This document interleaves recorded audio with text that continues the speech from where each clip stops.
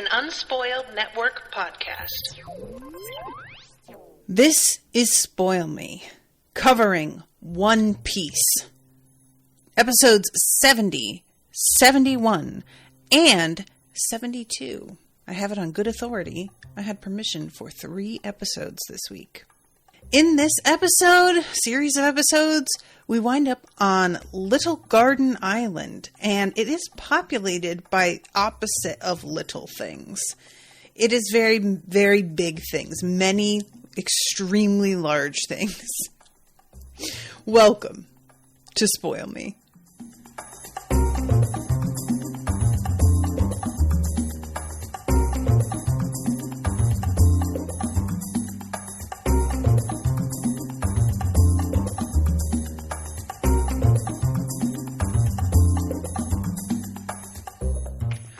Welcome to the show, everyone. I am Natasha. Thank you very much to Bernadette for commissioning this episode. Bernadette, hopefully you, if you can't make it, you're listening to this and enjoying it. It's been a minute since I did a One Piece episode. It's so funny. I was so steady there for a while, and then they just vanished from my calendar for a few weeks in a row, and I was just like, what is going on? And coming back into it, I didn't feel like I don't feel like I forgot anything. I think we're all good. Because sometimes I feel like I need a refresher if I spend some time away. But because we are in like a whole new part of the universe now, I feel like we clean slated it a little bit a few episodes ago. So I feel good. And I think it makes a lot of sense that you guys chose for me to cover this 3 episodes at a time here. Not to say that the story is wrapped up, because even after episode 72, this arc with the giants is still in play. It's not over yet. However, it does feel like there's a lot more time spent on showing us the spectacle of everything that's going on the island, and thus there's not as much to talk about when you actually get down to it. Sometimes I feel like the show spends too much time, and you guys know I've made this complaint before, on just zeroing in on character faces and panning slowly from one to the other so that we can really see how shocked everybody is. And it just feels like I don't have a lot to talk about because so much time is just gawking.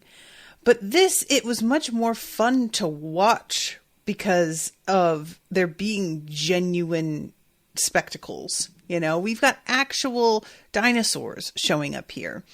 And it's really funny because I had no idea that we were going to get into dinosaur territory.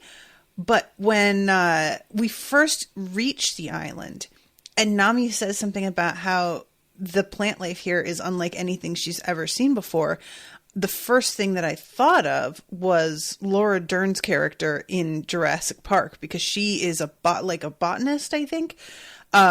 And recognizes a lot of the plants on the island in Jurassic Park are actually like highly toxic and potentially could be dangerous to humans, and humans would not be aware of it, or potentially dangerous to the dinosaurs that they are attempting to create and keep alive.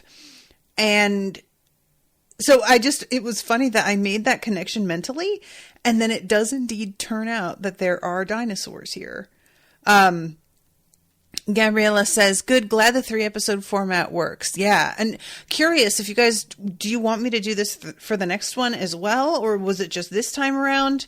I wasn't sure if this was going to be either a permanent change or a change for the next, like maybe just for this arc or what. But the start of the episode, we have Vivi, who I am growing to like more and more. First of all, actually, I hit the brakes here. I think because of the way I was watching the show before, I never noticed that they changed the opening theme. It's like a trance techno song now. I really, really hate it. And I know that you guys have said that the songs change over time. So I'm just looking forward to the moment when and I haven't been watching the intro, I should say. I let it play. And sometimes I will actually skip it. But I like to just get a sense, you know, especially when it begins to play and I hear that the music's different. I was just like, all right, so I look away from the screen so I don't get any spoilers, but I still listen. And yeah, wow. This song, it's not only that I don't like the song itself, but it just does not feel like it suits the energy of the show at all. But that said, again, I expect that it will change eventually. So the episode starts with Vivi being uncertain about the people that she has made her companions for this journey. And I actually kind of appreciate that she's worried about this because, let's be honest, the thing that Luffy is so, like, obsessed with, finding the One Piece, becoming king of the pirates, etc., all of that is without any particular urgency. There's no time crunch. It doesn't feel like there's somebody right up against Luffy also going for it. I mean, everybody's attempting in a way to go for it. So that's just makes it par for the course at all times. But with Vivi, she has not only got a very time-oriented goal in mind, which is saving her people, but the lives of all of those people depend on her. So it's just very natural to me that she would be uncomfortable with the fact that they are sort of being laissez-faire. And I really enjoy that, like, she is... She comments to Nami, basically, because Nami comes out with a drink for her. They're all drinking cocktails. And she says to Nami, "It makes me feel like I'm worked up over nothing." And that's the subtitle. But what I got from that was essentially, I'm super worried and, like, constantly on edge. And they don't seem to be. And I feel like I'm being a little bit gaslit here, which I'm sure is not actually their intention at all. But they seem to be operating under the usual, like, intent that they've always had, despite the fact that they have agreed to help her. And to a point, you can't really rush a sailing ship. You know, you can do the best you can, but whatever you've got wind-wise is what you get. Whatever you have navigation-wise, you have to you're at the whim of circumstance in that way. So she wants them to behave differently, but that wouldn't actually accomplish anything different. And it seems like she pretty quickly comes to the conclusion, like, this isn't something worth being worked up about. And almost immediately after she starts to get genuinely, like, irritated, there is this huge dolphin that, like, attacks the ship. And I should mention that they are having her pet duck, giant duck, drink a bunch of cocktails in a row and then laughing as this poor thing gets, like, wasted and falls over. And guys, have you ever been around people who get animals drunk? I have been lucky enough to not. But that is something that I hate so much. And in this case, it doesn't feel the same.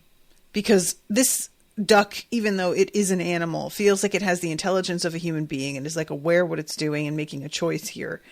And it's just a whole different feeling, you know. But I had some people that I went to school with. I was going to say I had some friends. They were not friends. But they would pour beer into their dog's dish and let their dog get really drunk. And they thought it was really funny. And I just was so disgusted by that. Like, combination of the dog doesn't know what's going on. So that's, like, just a cruel thing to do. The poor animal is going to be like, what's going on? Why am I feeling like this? And also, like, as a dog owner, you are going to have to deal with whatever the fallout of that is. So if your dog winds up getting diarrhea or vomiting all over the place because of the reaction it has to beer, that's going to be something you're now coping with, which feels like you played yourself. Weird thing to do, in my opinion. But nevertheless, this thing with the duck, it doesn't fall under that category, but I had to mention it. So yeah, they got her guy drunk, and then we see this huge dolphin. And at first, it doesn't look as big as it is because we see it just from the side with nothing else to give it any scale. But then it begins to jump over the ship and we get a really good idea. It's the size of a whale, at least. Very nearly lands on the ship.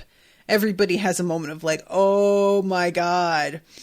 And Luffy yells, get out of here. And we see everybody immediately jump to attention and get on it and do their jobs. And this is the moment where Vivi is like, okay, all right. They know how to chill, but they're absolutely aware that they have a job to do and they're not getting caught with their pants down. As much as it looks like that's inevitably what's going to happen, not so. And I really enjoy getting to see the team that I like do something to impress as a group somebody else, because I feel like when we see other people getting impressed by Luffy and his crew, they're usually separated and somebody is being impressed by individuals from the group and what those individuals are able to do. Like Luffy is, with his devil fruit powers and being a fighter, Zoro and his swordsmanship, it's all separate moments, but this is how they work together as a crew is what is impressive. And it just felt sort of heartwarming. Like I was like proud of them, it's like being a little mother duck and you're looking down and you're like, oh, look at my little ducklings all working together. And I felt like a combo of, yeah, that's right, Vivi, see? And also I think Vivi is feeling very relieved that she has teamed up with these people at this point. I was really wondering if this dolphin was going to actively try and eat the ship. It kind of looks like it does, but it doesn't really put a ton of effort into it. It just opens its mouth and comes at them, and they manage to get out of the way. And it doesn't attempt to again. It doesn't feel like it's really... It seems almost like it's just messing with them.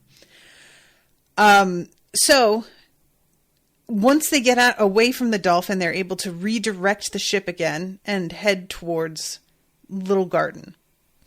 And as they get closer and closer to the island, everybody is a little bit surprised that it doesn't look as adorable as the name Little Garden suggests. There are two huge mountains. There's what looks like several volcanoes, and it turns out they are.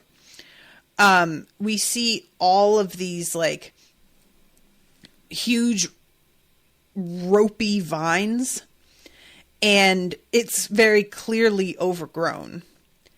And we cut from there to another location. Now, I don't know what the name of this island is, guys, the one that Mr. 3 is on.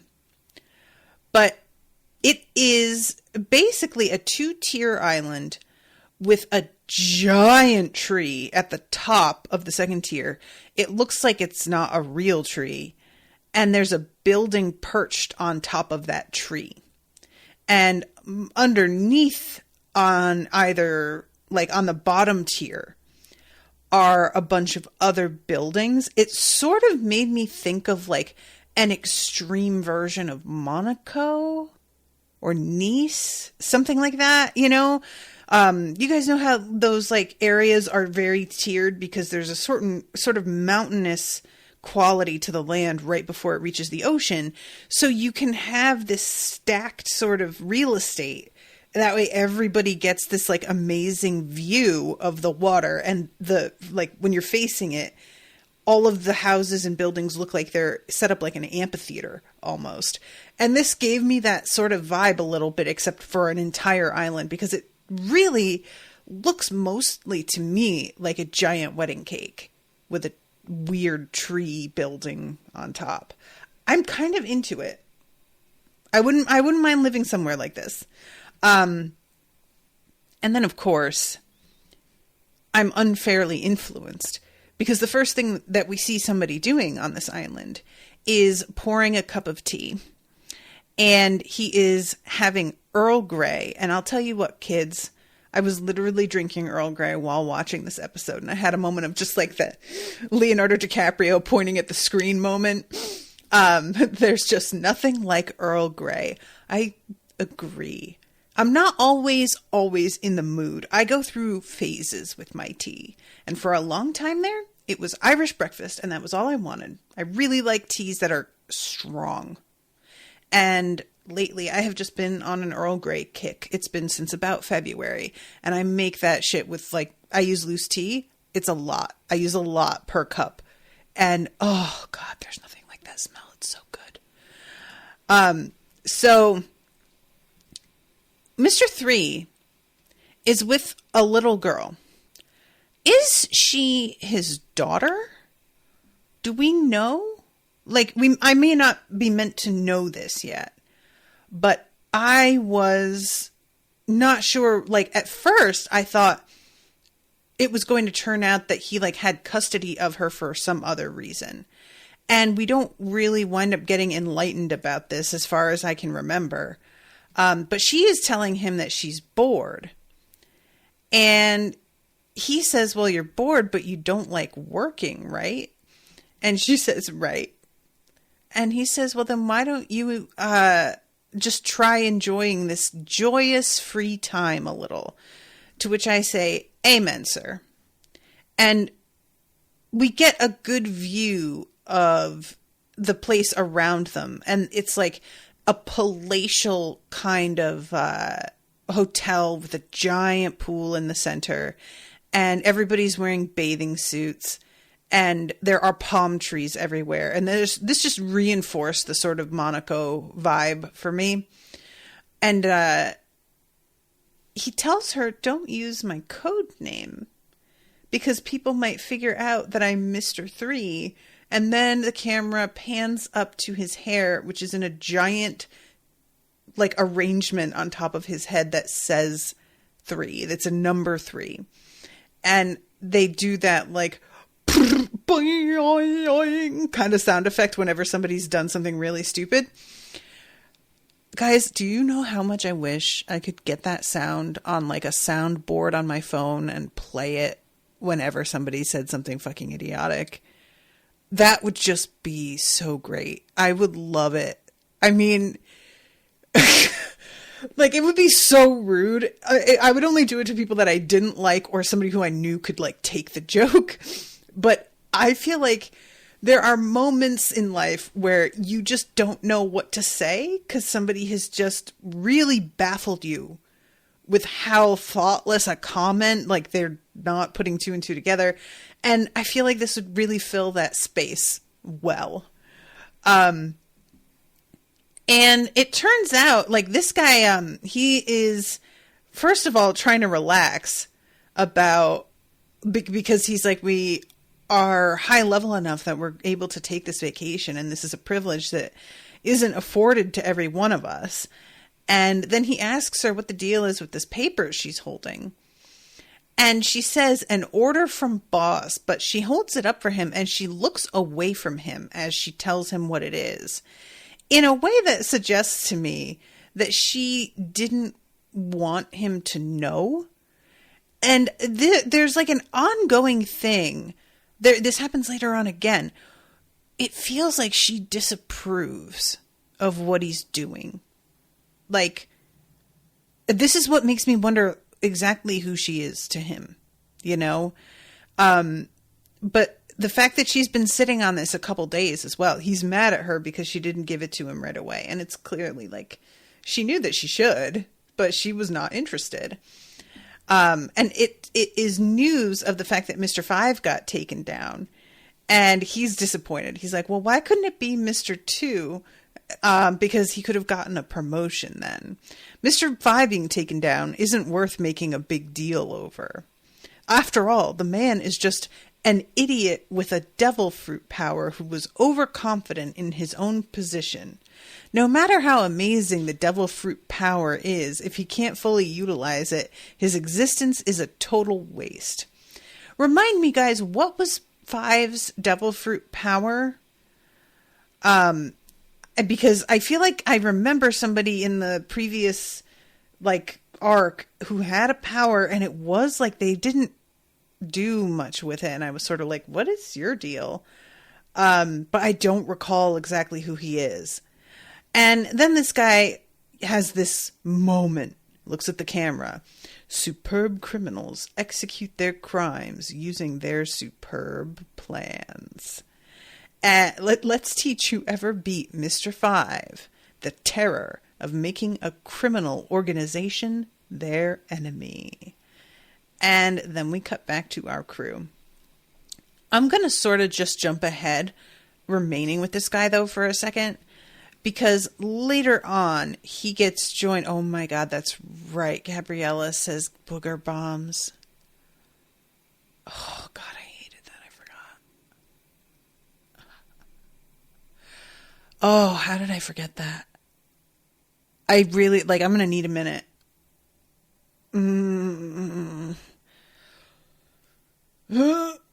I hate that so much. All right. He was paired with Ms. Valentine with the kilo fruit to change her weight. Right. And she's still alive. She winds up being a player again. She shows up to this island with Mr. 3. And she's accompanied by a guy. What is he? Mr. 4? And the two of them, they really don't seem to like Mr. 3. I don't know if this is significant or not, because honestly, it seems like for the most part, nobody seems to like Mr. 3. And later on, they seem to sort of respect him because of the way that he plays things. But even in the midst of them being like, wow, you kind of pulled it off, they're still it feels like you overcomplicated this whole thing, though. And as for him, he really feels like, well, that's probably just because you aren't as smart as me. You only think that it's overcomplicated because you're a couple of rubes who don't really get how all of this works. But if you understood, this is just above your level, essentially, is the vibe. And it's it seems overcomplicated because you don't have my sophistication. And yes, but I really wonder if it's just his smug personality that is all it is that people don't like. But the little girl, that can't be it for her. She just doesn't seem to approve of what he does in general. So the thing that winds up being their mission, I thought it was just going to be going after Luffy and his crew and stopping us, of course, Vivi, because reminder, this organization is behind the uprising that's happening in her homeland. So I really thought that would be more of the focus, and it's not like it's taken off the table. But what Mr. 3 is pointing to them is the two giants and the fact that they are each worth 100 million berries. I think 100 million each. And I sort of have reached a point here where I understand how money works a little bit better. And later on, when they're talking amongst each other on the island, and he's like, I feel like this isn't really enough money because these are literally giants. What are we supposed to do? A part of me was kind of like, yeah, word. This just doesn't feel like adequate compensation, I gotta say. But, it turns out that there is a way to do it despite these guys' size that looks on the surface like it's actually going to be effective. I'm pretty confident that's not going to turn out to be the case in the end. But the reason I think it won't work is down to Luffy and his crew. I don't think it's going to be because I think the plan would have probably worked if Luffy and company weren't on the island. And they just didn't account for how much Luffy and his friends were going to get involved in what's going on there. So that's where we wind up later. But we have the crew reaching the island for the first time.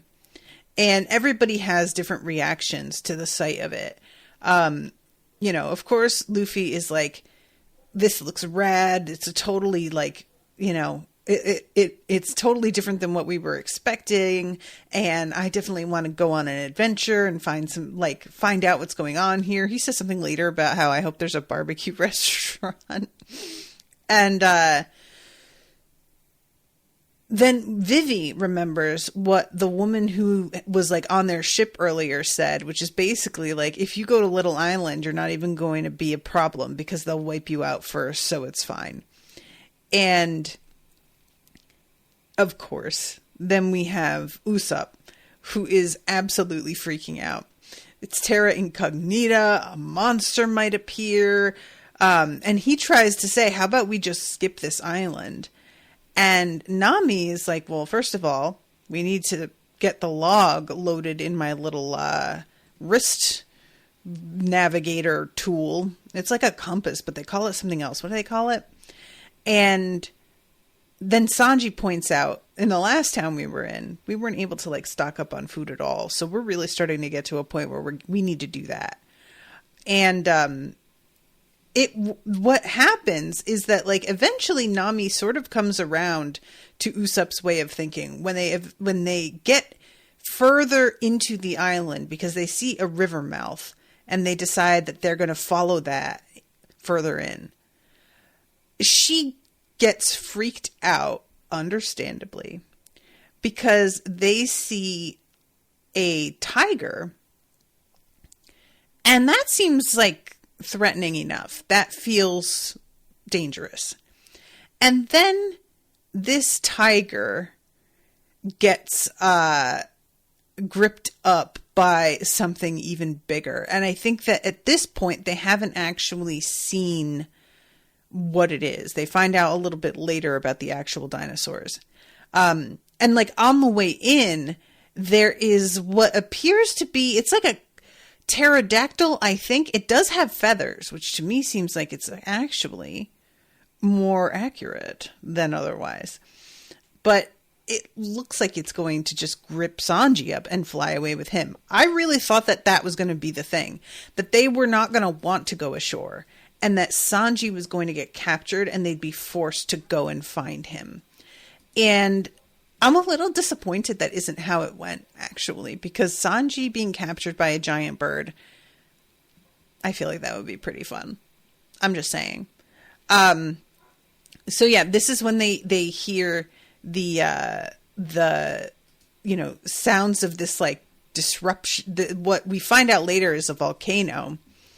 And then the tiger goes down in front of them. Oh, I forgot. They don't actually see what killed the tiger. They just see the tiger following their ship, and it's like bigger than and then all of a sudden it like roars, blood comes out of its mouth, and it falls over, and there's like a spray of blood as it hits the ground. And I'm not sure what you know what I was like thinking that it got, but that's not actually what happens here. So what is that? Huh. That is a whole different situation then. I don't know how I missed that was how it went down. Well, anyway, so this is the thing that makes Nami go, yeah, you know what? We're going to stay on the ship. It's cool. But gradually, other people come up with reasons that they still want to go ashore.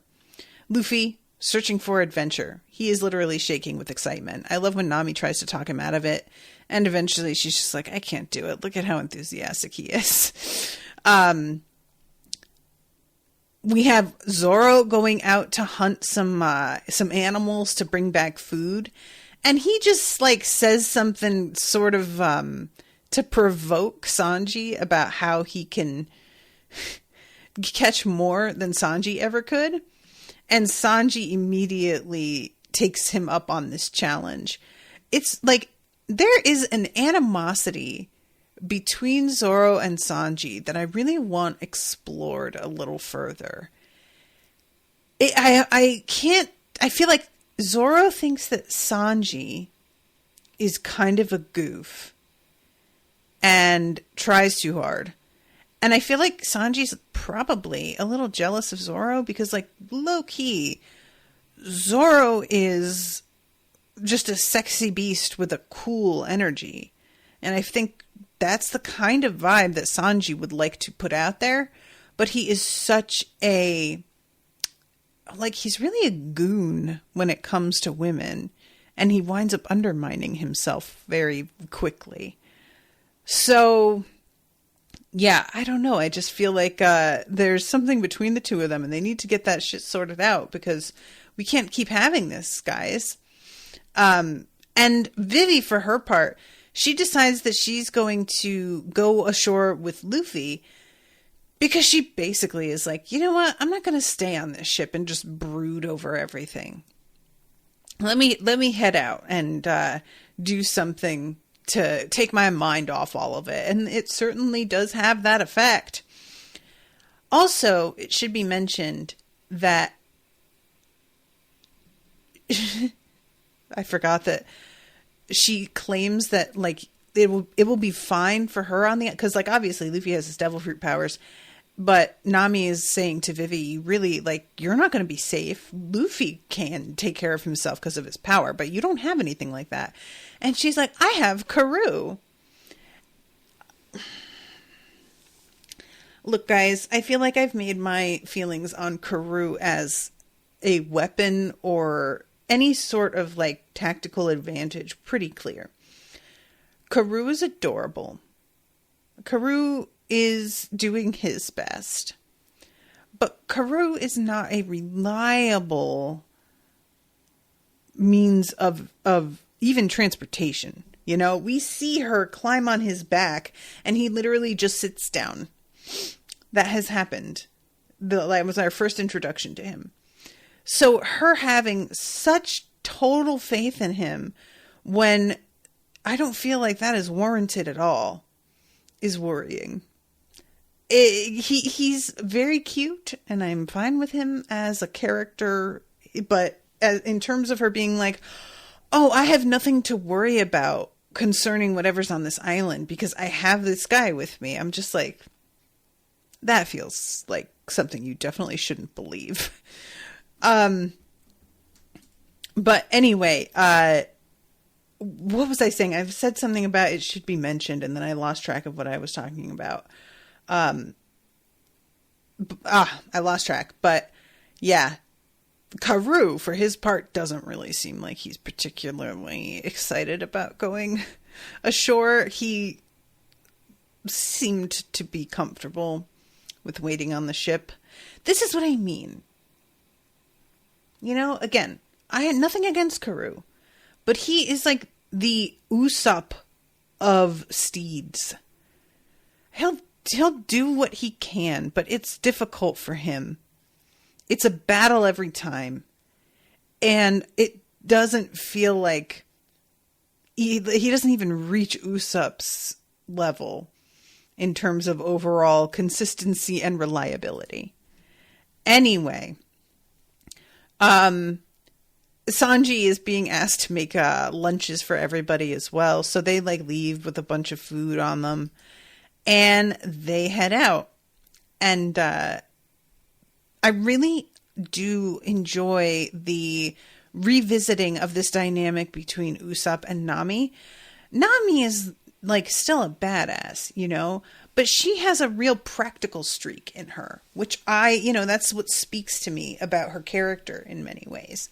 So the fact that she decides to stay on the ship, to me, that's just being smart. Usopp is a huge coward. Before they even get into the area of the river on this island, he's already like, how about we just skip this one? With no knowledge of what the terrain is like or what kind of danger there actually is. So for him, it's just an immediate impulse to just not do the scary thing at all. But Nami, she's just sort of waiting to see what evidence is presented, and then she acts when she realizes that the evidence is something is very, very wrong and bad here.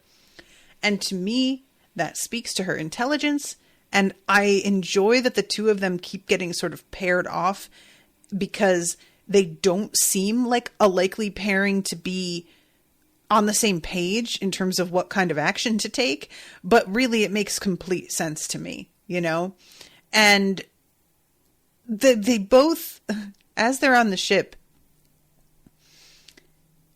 first there is I think a T-Rex that comes at, that one comes at Zorro, if I'm not mistaken, right? Or is that to Sanji? And there's a Triceratops that comes at one of them. There is I'm trying to keep track of all of the different dinosaurs that we see. But they're like the two of them, Sanji and Zorro, each of them kill a dinosaur, and they are each entirely confident that they are going to crush the other one in this little competition they have about who is going to earn the most meat and be able to. And guys, there was a meme going around recently that I found truly interesting. It was about a question that some scientists were posed, where it was, a visitor at a museum or somebody who wrote in or something, and they asked a bunch of people who study dinosaurs what it would taste like to eat something like a T-Rex.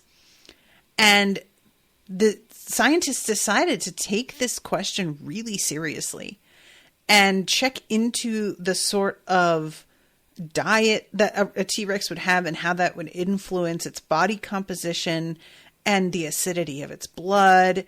And what they came up with really was it would taste bad and it might actually kill you, because the fact that it is such a high level predator means that it's going to have a higher concentration of a lot of like heavy metals and other elements that the human body might not be able to handle at all. So it would be highly dangerous as a regular human being to try and eat a dinosaur. And I just thought I should inform you all in case any of you find yourselves in this position where you are going to rely on a dinosaur for sustenance, because I just wouldn't do it if I were you. I feel like it's a hazard. But we're going to assume that these are non-toxic dinosaurs, that for whatever reason they are edible and it's fine. And when Sanji and Zorro wind up running into each other later, they are doing, like, what we need is one of those weighing stations like they have for the big rig trucks, because the two of them are just fighting over which of them has the better catch, which one's technically bigger, because one is longer than the other, but the other's fatter. And then there's the assertion that one of them is going to be more sinewy and tough than the other. And the two of them really are, like, they seem genuinely pissy about it. It doesn't feel like this is like a good-natured ribbing session. They seem to be like, this fucking guy. Really? I think they each resent the fact that they thought they had nailed it by killing a dinosaur. And it turns out the other guy fucking killed a dinosaur, which just sucks. Wow. Way to ruin my plan. And that's essentially like their whole thing in these 3 episodes, And then we've got Nami and Usopp on the ship, and they get approached by this huge figure. And I genuinely, because the episode ends, you see his shadow coming at them, and you don't know what it is. And then the next episode opens with the giant leaning down towards the ship. And he's really friendly. But the two of them are so freaked out that they don't actually hear what he's saying to them. Initially, he doesn't say anything. He's like doing, because they each have like a sort of signature laugh, each of these giants. So it's understandable that they don't get what he's saying right away. But he offers, first of all, he cuts off a Tyrannosaurus Rex's head in front of them. And they take this more as like, look at how terrifying this dude is, that he was able to cut off this dinosaur's head with one blow. That's it. And then he holds up the dinosaur head bleeding and is just like, I'm a badass. And they're immediately agreeing with him.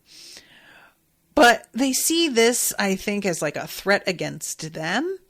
And he invites them to partake in the meat of this dinosaur in exchange for alcohol, if they have any. And all I could think was like, these guys are big enough that their barrels of booze wouldn't even add up to a shot. It would be the equivalent of me, like, I steal all the booze someone has, and they're losing a lot, but I'm gaining about a teaspoon, which does not feel like a fair trade to me at all. So I think that this guy's heart is in the right place. He seems like a genuinely nice giant. I feel like he is trying to be fair. But really, when you look at the scale of things, it's not fair. You know, this is it's like a flat rate tax. It doesn't affect everybody equally. It's not as fair as it sounds. So they wind up both playing dead. If you guys watch Community, some of the best bits of Community happen after the episode's over and they're in the credits and they'll have like a little skit. And there is one skit where Troy and Abed are looking through a window into another like classroom. They're in the study room at this college, and there's a window into another room next door, and they're mocking everybody in that other room. They think those people can't hear them. But eventually, Jeff, who is in the other room, pipes up and says, "Guys, you know we can hear everything you're saying, right?" And Troy's response, he says to Abed, "Pretend to be asleep, pretend to be asleep." And they just lean back and like act as if they just suddenly passed out in response to this like embarrassing moment. And I kept thinking about that with this. It is like, obviously it doesn't make any sense. Like, why would that help? We know you're not asleep, but it's one of those that cracked me up at the time. And then here with the two of them, like constantly, they keep being sort of scared out of it. You know, like at one point, because the giant scoops them up and brings them over to where he's got his cook fire going, and they're laying and playing dead. But then there's like a couple of big sounds. I can't remember if it's the volcano or what. And Usopp like hits the ceiling and the giant turns because he thinks he hears him. And Usopp has gone back to playing dead. And Nami's just like, "Dude, what the fuck?" And he's like, I was startled. Okay. Give me a break. And they eventually just try and run for it. But then they get chased by a tiger who is being chased. I think this is what I was thinking of when I was like, that tiger got gripped up by a dinosaur. I think I was thinking of this scene actually, because the tiger is being chased by a dinosaur and they just wind up right back with their giant friend. And they're super nervous around him for most of the remainder of these 3 episodes. And I was just getting so frustrated. Like, guys, they're acting like he wants to fatten them up to eat them. He's got dinosaurs. Why would he want to eat you? You're very small. You know, this is like me. I'm going to make a whole meal out of a mouse when I've got chickens running around. Why would I do that? That's not practical or efficient. But they're just too frightened. They can't think straight right now. Luffy, meanwhile, with Vivi, he spots basically a Brontosaurus. I think that I remember hearing Brontosaurus isn't a real dinosaur. Is that right? It's one of those that like got put into a book like because they assembled a skeleton incorrectly and it stuck and got taught as a thing, and then they figured out that it wasn't accurate and it was sort of too late to take it back. It's just a thing now that everybody believes in, but actually isn't how, like, but I'm going to call this guy a Brontosaurus because that's like, I don't know dinosaur names other than your big basics. Sort of like, did you guys know that the raptors in Jurassic Park, that actually, because that was written by Michael Crichton, he wrote the whole series with the raptors as the like big threat, when in fact he got that information from a textbook about dinosaurs that was incorrect. So he, like, a whole franchise is built around wrong information.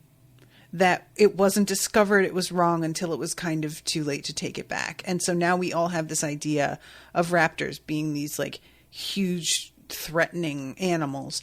And they were definitely, like, you know, they seem like they would be probably something you don't want to run into, but they were about the size of a turkey. And thus not as much of a threat to us as we think. They probably wouldn't pick us as prey. So I just, like, when I found out that was, like, that he just got it wrong, and it wasn't even his fault. You know, he did his research, but the guy, the professional that he trusted who wrote this book got it wrong. How embarrassing. You know, that would suck. I'd be so pissed. Anyway, Luffy sees this brontosaurus, asterisk, and he immediately jumps up onto its neck and then climbs up to its head where there's an amazing view. Meanwhile, Vivi and Aru are down on the ground and horrified. And they keep trying to tell Luffy to come down. He is 100% not listening to them. And eventually he wants to be, like, taken over to a certain area. And he yanks the brontosaurus's head, and this starts a whole thing where the brontosaurus makes a sound that summons others, and they crowd around Luffy and are very irritated with him and act very threatening. Eventually, one of them eats him, which I have to admit was a surprise, because I sort of, they're meant to be herbivores. So I didn't think that was any danger. That was anything we had to worry about. I like to think that they are herbivores, but that Luffy was so irritating to them that they decided to make an exception just because they couldn't stand him. And I'm not particularly mad about that. I feel like Luffy would be the guy who would push you over the edge and be like, yeah, fine, I'll eat you. I don't even really want to, but there it is. And he's being swallowed and traveling down this incredibly long neck. And then another giant turns up and slices the brontosaurus neck. I would like to register my discomfort with all of these dinosaur deaths, because that for me just feels like dinos have a kind of, like, gentle energy to them, you know? Other than, like, a T-Rex. And I don't feel like they deserve this. And when the camera pans around, that dead brontosaurus, its whole family is, like, running away. And I was like, you know, they were provoked. This isn't really fair. But what can you do? The world isn't fair. So Luffy comes flying out of the neck, the esophagus, essentially, of this dinosaur. And he falls directly into the hand of a giant who basically is like, I was watching you fighting these things. And for a human, you're actually pretty lively. And Luffy is not, you know how he is, guys. Nothing really tends to surprise him. Every now and then we get a moment of genuine, like, oh, holy shit from Luffy. But for the most part, he's unflappable. And so he gets saved by this giant, and rather than being like, holy shit, a giant, he's kind of just like, wow, what's your deal? And asks if he is human, to which the giant's like, guy, do I look human to you? Like, he does look human to a degree. I mean, he's humanoid. And it turns out, remind me of these giants' names. The two of them come from a land in which, if you fight duels, you wind up having, like, you are essentially sort of exiled until the duel is settled.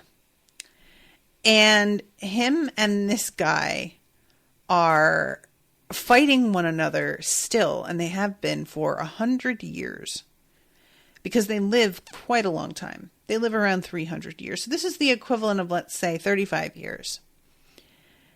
And they still haven't been able, there's no decisive winner. They keep coming to a draw. And what it turns out, like later on, the one that Luffy is with, he gets these 2 barrels of booze. I don't know if it's meant to be beer or what, but they are, supposed to be like a nice, like you're being kind to your guest and bringing them a gift. Thanks for having us kind of vibe. And he drinks them. Dory and Brogy. Dory is the one with Luffy. Thank you, Gabriella. I know I will forget that again. I'm going to have to keep an eye on this. So Dory, he drinks it like the whole, what's the word? Barrel. He drinks like 2 whole barrels, really. And he winds up basically exploding. I truly don't know what is happening. Like, this is the doing of Mr. 3. I'm pretty certain. Like, that's the way that he talks later on. But what did he put in there that caused this to happen? Because that's not just poison. It's like there was gunpowder in there. And gunpowder doesn't just explode if you eat it. As far as I know. So, what even is this? The plan here, as far as, Mr. 3 goes, is that I'm going to weaken one of these 2 giants. And that way, at least there'll be one of them will be considerably weaker. The one that takes him out will be the only one that we wind up having to deal with, but we'll get the bounty on both of them, if I'm understanding his plan correctly. I guess. I sort of understand why Valentine and What's-His-Face don't really feel like this plan is as simple as it could be. But also, you're dealing with giants. And these are giants on a scale. This isn't like the giants in Song of Ice and Fire, for example, where they're probably like 12 feet tall. They are very, very large. But these guys are building size. He can hold Luffy in the palm of his hand, and he could easily have held 2 or 3 other people. That kind of scale, So, yeah, I mean, I guess you could lay tripwires. You could sort of try and take them down via a Home Alone style series of obstacles. But even building obstacles of that size would take a ton of time and energy. And I am not convinced that they'd be able to pull that off without being spotted ahead of time. Because, these dudes seem to be on their shit a little bit. They were watching Luffy. That said, Luffy's not trying too hard to hide himself. I guess they would be. But this dude falls back. There's smoke coming off him. And Luffy's immediate response is what could have happened? That was the alcohol from our ship. And he is super angry. At first, Vivi suggests that it's his opponent, that he booby-trapped this booze on purpose in order to get the other guy down. Can I just say how hilarious it is that Luffy gets enraged at her for the mere suggestion? This is sort of a thing that goes on with Usopp as well. And I sort of have mixed feelings on it. Because Usopp, when the 2 of them are fighting earlier, he has this reaction to watching these 2 giants fight.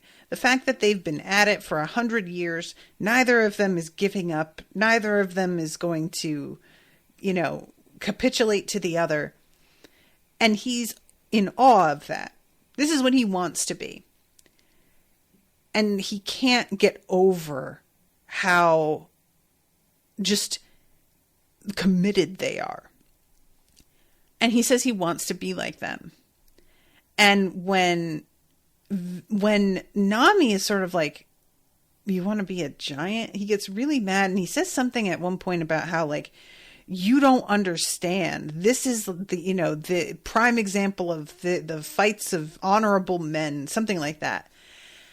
And this moment where Vivi suggests it was his opponent and Luffy gets super mad, he says, they've been fighting for 100 years. There's no way his opponent would ever do something like this. And the energy of this scene, for me, seems to be that Luffy is really, like, she's a girl, and so she doesn't get it, but Luffy definitely gets it, and he knows that's not what happened. And it's a weird thing for both her and Nami. It feels like the show is trying to be like, well, broads, they're just not really going to understand what this is. And, I mean, as much as, like, that irritates me, I will say, I don't get what it is. Because it's fucking stupid. It's been 100 years.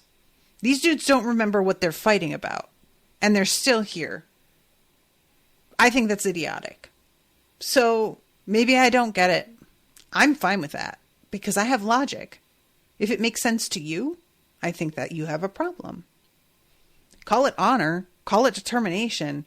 For me, it's just not knowing how to live your life in a sane way. So we all have our thing. I'm fine with not getting it. I don't want to be in this place mentally. Just what a waste of time.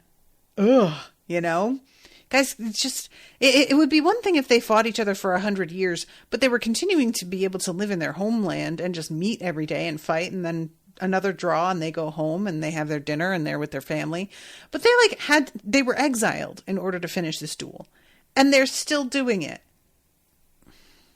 Come on. Get over it.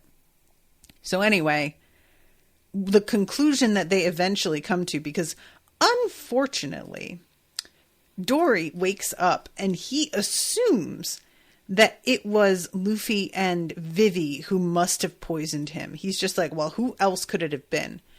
And I'm like, you woke up while they were actively upset, asking each other how this could have happened. You have to know it wasn't them. And his like rationale is basically, well, there's nobody else it could have been. And I'm like, I mean, I understand that it looks that way, but you heard the way they were talking. They didn't do it. And eventually we pan over back to 3, and he's talking with the others, and he's like, all right, we got him to drink that booze, and the damage to his stomach is probably pretty severe, so we can just wait for the next duel to start, and it will be all taken care of. And this is one of the moments where the girl that is with him doesn't seem pleased by this whole thing. She's sort of curled up and like hugging her knees to her chest and seems to be like actively mad at him. And it's weird because there's a moment when he notices her staring at him. He doesn't change his actions. It doesn't alter what he's decided to do. And he glares at her and she keeps glaring back. There's no attempt from her to like mitigate or be like, oh my, I don't want to make him mad. I won't let him see how annoyed with him I am. She's like very open. And when the camera goes back to Three's face, it's either a tear or sweat that's on his face. And I don't know, like he gets up and he gives her a cup of tea. Is it supposed to be that she's just staring him down because she expected him to wait on her? I didn't get that. If that's what it's supposed to be, that doesn't feel like what it was. But anyway, they basically finish this up with like saying, all right, and then with Luffy, we'll just lure each of them out one by one. And it'll be no problem. After we've dealt with giants, this is going to be, he calls them small fry. there's many ways to defeat enemies without actually fighting. Oh my God. I hadn't been like actually looking at the scenes where they were, but I forgot that 5 is still alive. When they keep talking about 5 being taken out, they just mean defeated. To me, being taken out means you've been killed, but I forgot 5 is the one that's still with Miss Valentine.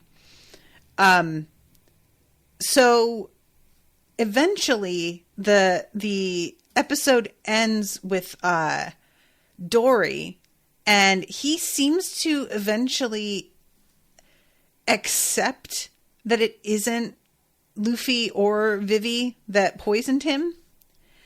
And he is getting up and intending to fight despite the fact that he is super injured. And all I can think is like, is the other guy going to have to injure himself in order to equalize the playing field? Because that feels like the kind of thing he'd do.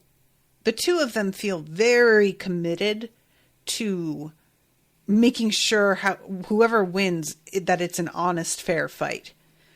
I feel like that's probably how it would go, but I don't know. So that's how the episode ends.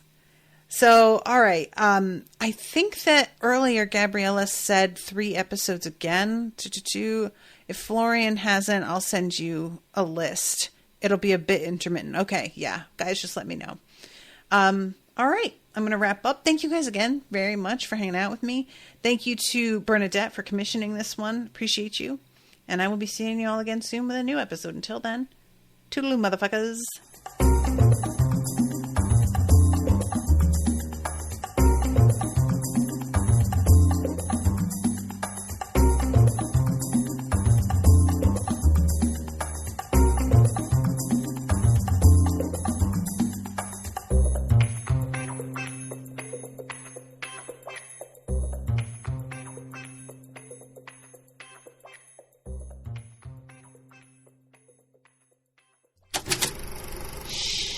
That was an Unspoiled Network podcast.